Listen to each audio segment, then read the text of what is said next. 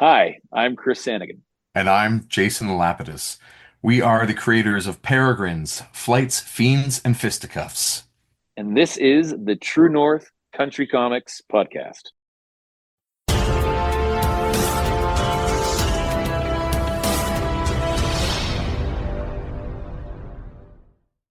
Welcome to the True North Country Comics Podcast, dedicated to promote Canadian comic book and graphic novel creators and supporters. I'm John Swinimer. On this episode, I chat with Chris Sanagan and Jason Lapidus about their new graphic novel, Peregrines, Flights, Fiends, and Fisticuffs, from Group of Seven Comics. Please like and subscribe to this website by hitting the subscribe button, so you'll be notified about new podcast interviews and article posts. This podcast is available wherever podcasts are enjoyed. Please like, follow, and subscribe. Chris Sanagan is a writer of Group of Seven Comics. Non-comic book writing credits include articles for Ontario History, The American Archivist, Spacing Toronto, and the Guelph Mercury Tribune. Jason Lapidus is the artist of Group of Seven Comics. Prior to making comics, Jason taught art at the Royal Ontario Museum and served as a communication professor at George Brown College. Together, at Group of Seven Comics, they published curator-owned independent comics, including the acclaimed historical fiction series Group of Seven Comics. Filled with tales of daring, danger, the unknown, and the unbelievable, Group of Seven is featured at conventions and festivals around the world. With a mission to tell great stories, Chris and Jason have won several awards from Sequential Comics for Best Comic Book, nominated for the Jean Day Award from Joe Shuster Canadian Comic Book Awards, and Favorite Book from Canadian Geographic. Their latest graphic novel is Peregrines, Flights, Fiends, and Fisticuffs. Whether sneaking into a Bavarian castle, uncovering a secret cult beneath the ruins of Roman London, dodging death in the Rocky Mountains, or fighting to liberate a subterranean paradise in the Alberta Badlands, the Peregrines will need to think fast and strike faster.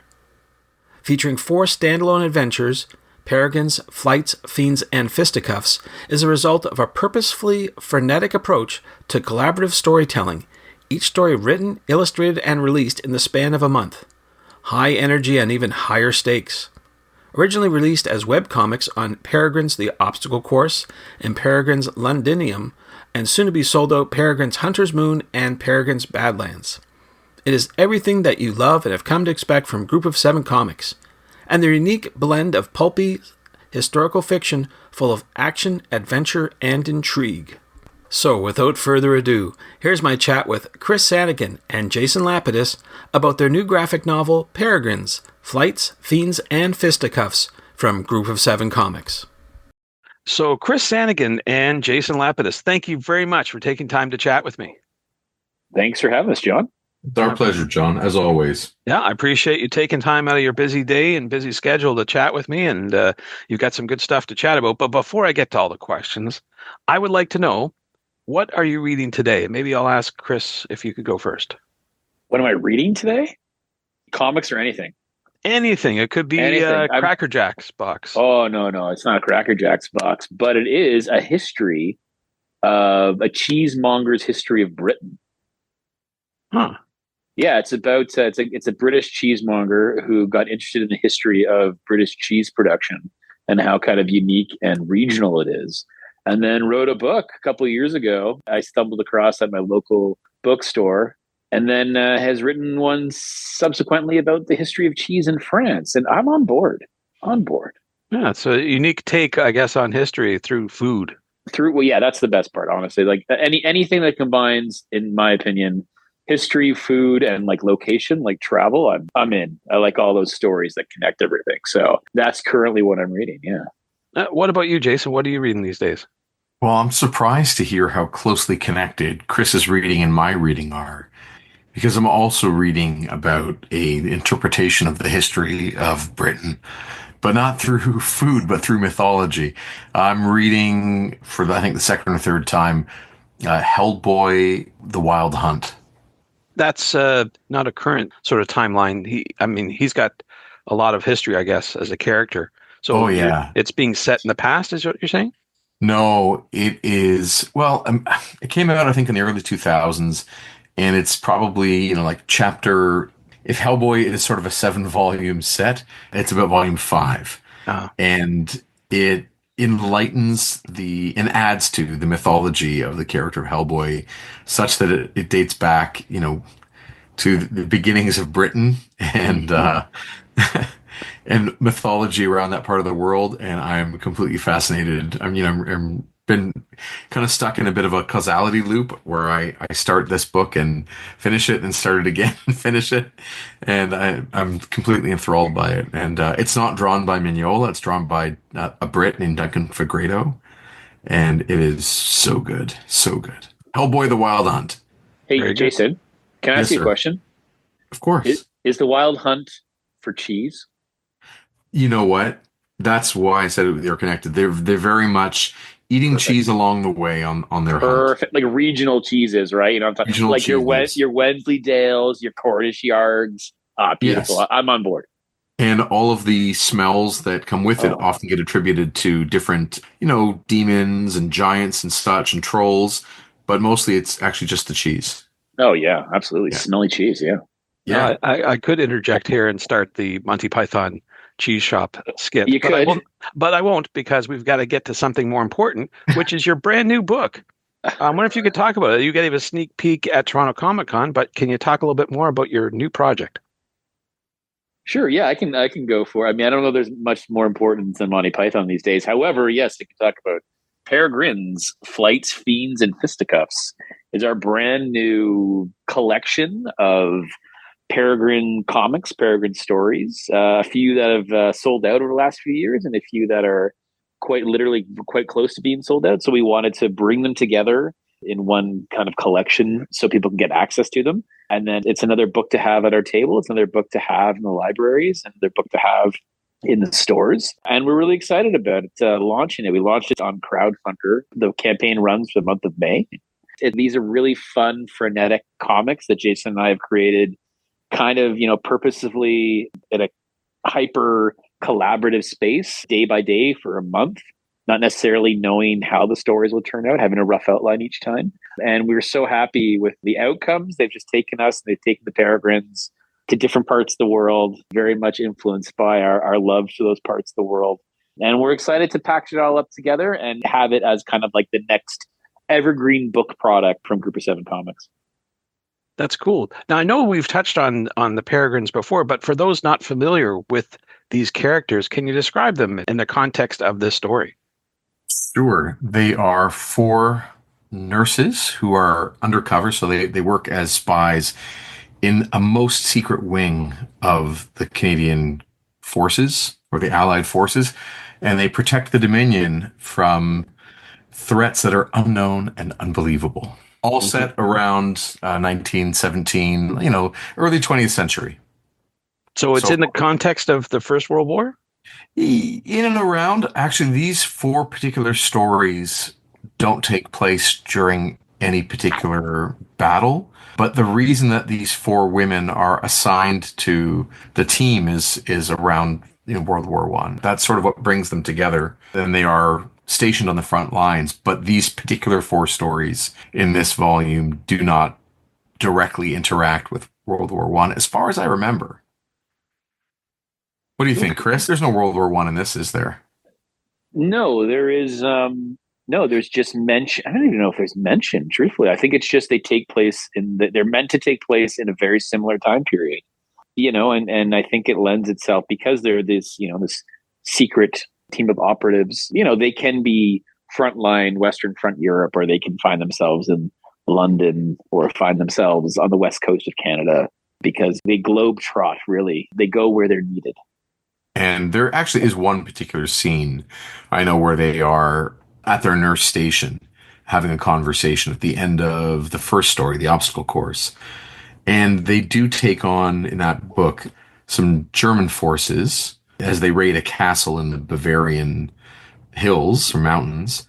But again, it's not directly tied to any specific battle or campaign during the First World War. All right. And we've talked quite a bit in the past about Group of Seven, your graphic novels. Do these 2 groups interact, or how do they relate together, I guess is the question? What do you think, Chris? You want to take that one? Sure. They exist in the same universe. Absolutely, they exist in the same universe. And in fact, there's reference that goes both ways from in Group of Seven and Most Secret Tale that references the Peregrines and actually introduces them in some very small way. And likewise, in our Peregrine series, there is reference back to the mission that John McCrae leads during A Most Secret Tale. Yeah, I mean, we always say at our table when people ask that question about, maybe overlapping or connection that, yes, they inhabit the same universe, which makes it a lot of fun and gives us potential for storytelling. But you don't need to read one to read the other type thing. You can kind of take your pick as to where your fancy lies. But I think having them inhabit the same physical space and time period without directly necessarily needing on the page so far provides lots of opportunities for future storytelling. Also, and Chris, you can feel free to disagree or challenge. Disagreed. Hard disagree. That sometimes these off the books, top secret or most secret missions are spearheaded by different gatekeepers or different decision makers up the ladder or on long different ladders. So they don't always know what the others are doing, but it's that area of the gray where, a general here or there makes a decision to send a small group to go do a mission that he doesn't want necessarily anyone else to know about. And that's, kind of the situation in The Most Secret Tale. And the Peregrines don't answer to any general that they know of. They answer, of course, to Matron Pope, the head of the nurses, I guess in the Canadian Forces. So basically, you could say that anyone who's a big fan of Group of Seven graphic novels are going to love the Peregrines. Oh, I'm glad you said that. We hope so. Yeah, I would say it's interesting, though, we just in the sense, John, of maintaining, there are people we're so lucky to have some pretty fervent supporters from day one who are also like our friends, and we get to see them at shows and these kinds of things where we form relationships with them. And they seem to want to support regardless of it's Group of 17, Smythe and Pearson, McCrae, or whether it's the Peregrines. But it is interesting because when we do have them at the table and we're talking to people in person and you kind of pitch both books, yeah, there's like a definite draw towards one and there's a definite draw towards the other. We love everybody to get their hands on everything. But I think, Jason and I kind of find it fascinating sometimes, like how we pitch the book, how we talk about the books, to see kind of what connects, what clicks with people. Yeah. You mentioned that you're launching it on crowdfunder. I got to ask why. Yeah. And why is it better than Kickstarter? You want to take that one, Jay? Sure. I'll start with the second question first. We're not saying it's better than Kickstarter. But I like the idea that there's some sort of pretend beef.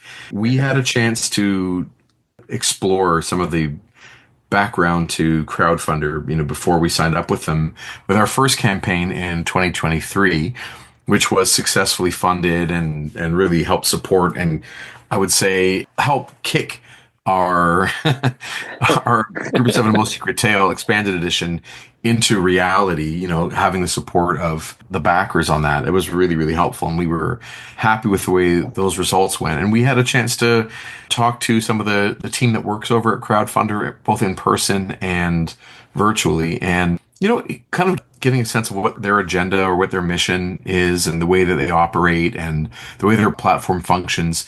We felt really comfortable taking a chance and working with maybe a lesser known crowdfunding service in favor of something that was based out of Canada and just had some of those personal touches that, as opposed to the anonymity that we were finding with Kickstarter. Like, we just thought we'd give it a shot and see how it went. And since it was successful, we are repeating that formula essentially and spreading our wings a little bit, trying it maybe a little bigger this time.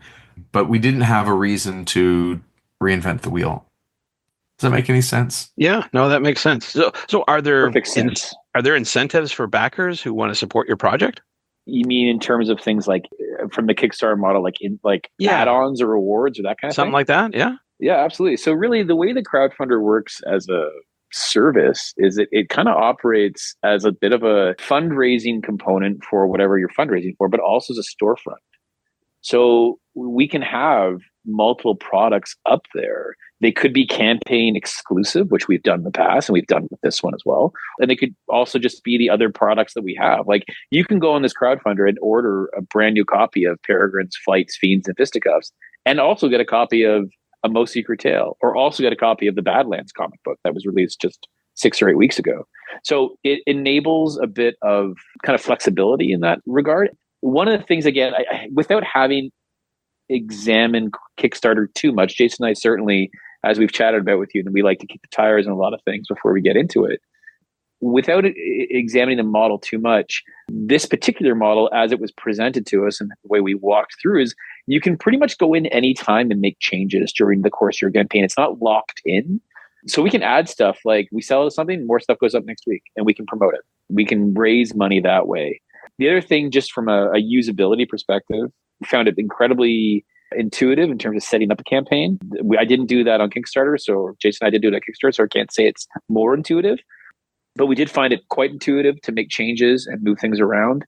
And then the second thing that we do like as a feature, and I'm not sure this is a Kickstarter feature, is you basically have an option, which is to keep it all. And so any money you raise, regardless of whether you hit a target, is yours. So there is no fail, like in that sense, right? Like Kickstarter is, we didn't hit that target, so the campaign was a wash for everybody involved, or whatever. We're not launching that product anymore because we didn't hit our goal. This gives you the option of actually, if you didn't reach your goal, still being able to collect support to move into a direction where you can still provide a product or a service.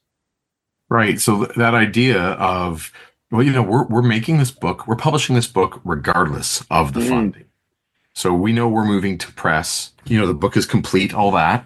And so if, let's say the campaign doesn't hit the modest goal, we still move forward and use those funds still to back the project and to then deliver that service and product to the people that did back.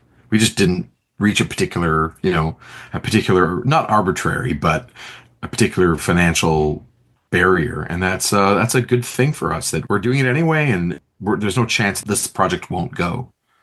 Oh, well, thanks for explaining that. I appreciate that. Now, I saw that your newsletter that just came out, and feel free to drop the URL on that one, how to get people to sign up. But it also mentioned that you're going to be doing a variety of exhibits in the not too distant future. Can you talk a little bit about that, and maybe how people can sign up for your newsletter? Friday, May 23rd to Sunday, May 25th. We will be in, I hope those dates are correct, we will be in beautiful Montreal, Quebec for the Montreal Comic Arts Festival, or the, what is it called? The Band You got Dessinée, this. You got the this. Festival of Montreal. No, the Festival Band Dessinée Montreal. That's the one. Okay.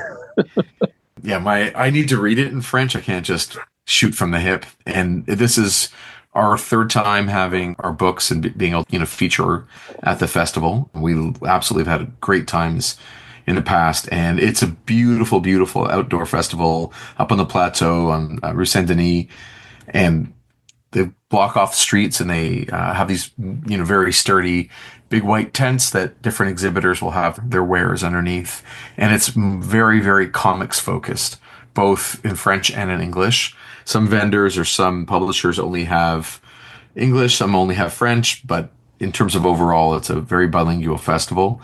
Montreal, as a city, really comes out to support. The Montrealers, they buy comics, which is wonderful. And they buy comics from everybody, which is just great. So they are keen to read, and they appreciate the art form. And it's a really positive 3 days of exhibiting in beautiful Montreal. So we are very much looking forward to that. And then, and I've already forgotten the dates, but basically the first weekend, I think, of June is the Toronto Comic Arts Festival, which is our favorite home show. And this year we'll be at the Mattamy Center, which is, former Maple Leaf Gardens at Carleton and Church Street in downtown Toronto. And we're really fortunate to be exhibiting there this year as well, which I guess is our third time there too, right, Chris? I think so. Yeah, I think yes, it is our third time there. We did. In both cases, we did virtual editions, but definitely a third time in person. Yeah. And then how do you sign up for the newsletter? I don't even know. Oh, you go to our website. And on our website, at the very bottom is a sign up for our newsletter. But you know what, John? You made me think. We're going to, next time we send out some things, I'm going to put that right up front. It's interesting because honestly, we use multiple channels to get the word out, whether it's on our socials or email blasts or whatever it happens to be. And because I also use socials personally, or when I'm, kind of looking at things or whatever, I forget sometimes actually how much reach and how valuable an email newsletter is, because like I looked at the stats today. I sent out that campaign, the one you're talking about, right? And I can look at the stats behind the scenes to see how many people opened it, how many people engaged, those kinds of things. And, like I sent it out first thing in the morning, and I think I checked it around noon, and it was something like 70 people had engaged with it somehow, like 50 or 20 had opened the link. So it's like, oh, that's a fair amount. We're very, not the royal we, but like I think socially, generally people are stuck a little bit in the views loop with an Instagram type thing, There is remembering that people still very much engage and open emails to get at your product. All the discussion that I listen to and read about being a small press comics publisher or seller of your own comics, all of it points to engagement through website. And just having likes on Instagram can sometimes amount to, 0.1% in sales. It doesn't seem to move the needle at all. All that getting the word out. So there are a lot of Kickstarters and other campaigns that people track. They have different links for how people access the crowdfunding campaign, depending on what the source was, whether it's from a newsletter, from the website, from various social media, from other ads. Each one has a unique URL to access the crowdfunding campaign. And some of the data that's come back has been really dramatically low when it comes to people who are accessing these crowdfunding campaigns through, in particular, formerly Twitter and Facebook and Instagram. So even when there are tens of thousands of followers, sometimes people don't even get one or two backers. So it's interesting to think like the most valuable way is really that newsletter can generate most of the support for any of these independently funded comic projects. Well, I can assure you that the show notes will include all the links, and anyone who's listening, I want them to click that link right away and go to your website for sure. And what is that website again? www.groupof7comics.ca. And of course, the 7 in Group of 7 is the number, not the word. Well said. Now, going back to the Toronto Comic Arts Festival being at the Old Gardens, are we supposed to bring our hockey sticks in case a hockey game breaks out? Wouldn't that be just the best thing? Yeah, a hockey game breaking out. Little road hockey, I mean, it's dry at that point, but still get the sticks, gorgeous. I think that's a Canadian thing, right? We all went to a comic book convention and a hockey game broke out. John, one of the fun things, Chris and I have a background outside of comics, and we've come into comics later in our careers, so to speak, and the other parts of our lives have had hockey in them to varying degrees, and Chris and I are both hockey fans and former players. Chris does still play, which is a beautiful thing. I start all next this week. To be said, we've noticed that the crossover between comics and hockey in Southern Ontario is not a one-to-one. There are as many people that are not at all interested in hockey, but have a love for comics, and vice versa. And I think maybe we might be in the minority of people who really love both a fair deal. I think about Brian Beliefs and his amazing Maple Leafs books that he's been putting out for the last few years. Those are the greatest comics I've ever seen. And, we were at an event the other day and the Leaf game was on afterward, and we were so excited to, get to the bar to watch the Leaf game. And the rest of the comics people there had no interest. Oh. So all this is leading to, I bet you if we brought hockey sticks to the Mattamy Center, former Maple Leaf Gardens, there would be the three of us with hockey sticks ready to play hockey in. All right. Way to go. Yeah. Cool. Well, with everything you've got going on today and tomorrow, one more time, where can people find you online? You can find us website, www.group of7comics.ca, the number 7. On our socials, it's at Group of 7 Comics, which also has all the links, by the way, to our crowdfunder campaign in the links on our link tree. So those are easy to find and easy to point to our campaign. I'm also at Chris Sanagan online. And Jason, why don't you? And I'm at Jason Lapidus Art on Instagram, and maybe I think at Jason Lapidus on Blue Sky. Thanks to Chris and Jason for the chat. You can support Peregrines, Flights, Fiends, and Fisticuffs on Crowdfunder, and you can find the link in the show notes. You can discover more about Group of 7 Comics at groupof7comics.ca and on social media platforms as at Group of 7 Comics. You can find them on Linktree at linktree/Group of 7 Comics. And that's 7 as the number 7. You can discover more about Chris Sanagan online at Chris Sanagan. You can discover more about Jason Lapidus on Blue Sky at Jason Lapidus. And on Instagram at instagram.com/JasonLapidusArt. And thank you for tuning in to the True North Country Comics podcast. I invite you to visit the True North Country Comics website to listen to even more conversations with creators and their insight about making comic books and graphic novels. I also encourage you to subscribe via the website so you'll be notified about new podcast interviews and article posts. This podcast is available wherever podcasts are enjoyed. Please like, follow, and subscribe. You can follow along at True North Country Comics on most social media sites, and you're welcome to send any and all feedback to John at truenorthcountrycomics.com. Thanks for tuning in, and come back soon for another episode. Bye for now. True North Country Comics Podcast is copyright True North Country Comics, copyright 2025.